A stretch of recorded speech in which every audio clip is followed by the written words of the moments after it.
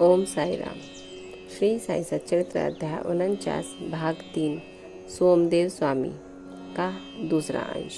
बाबा के कीर्ति सुनकर सोमदेव स्वामी भी शिरडी उनके दर्शनों के लिए जा रहे थे, परंतु मस्जिद पर ध्वजाएं तथा अन्य प्रकार की भेंट की हुई वस्तुओं को देखकर उन्होंने बाबा के लिए कुछ अलग ही विचार बना लिए थे। परंतु भक्तों ने उन्हें समझाया कि ये सब तो उनके भक्तगण प्रेम और भक्ति के कारण ही उनको भेंट किया करते हैं।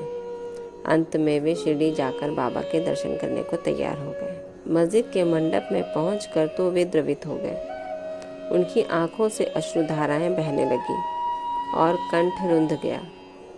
अब उनके सब दूषित विचार हवा हो गए और उन्हें अपने गुरु के शब्दों की स्मृति हो आई कि मन जहाँ अति प्रसन्न और आकर्षित हो जाए उसी स्थान को ही अपना विश्राम धाम समझना।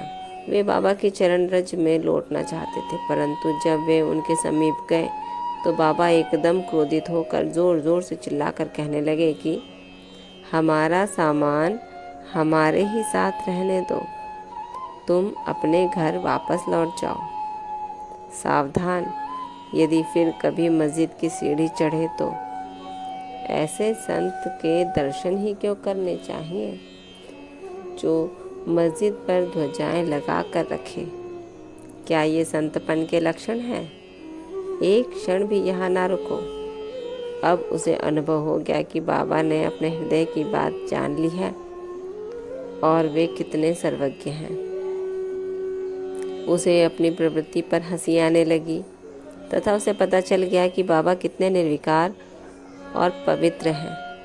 उसने देखा कि वे किसी को हृदय से लगाते और किसी को हाथ से स्पर्श करते हैं तथा किसी को सांत्वना देकर प्रेम दृष्टि से निहारते हैं।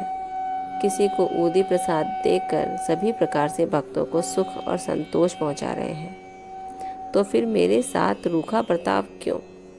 अधिक विचार करने पर वे इसी निष्कर्ष पर पहुंचे कि इसका कारण मेरे आंतरिक विचार ही थे और इससे शिक्षा ग्रहण कर मुझे अपना आचरण सुधारना चाहिए। बाबा का क्रोध तो मेरे लिए वरदान स्वरूप है। अब यह कहना व्यर्थ ही होगा कि वे बाबा की शरण में आ गए और उनके परम भक्त बन गए। ओम साई राम।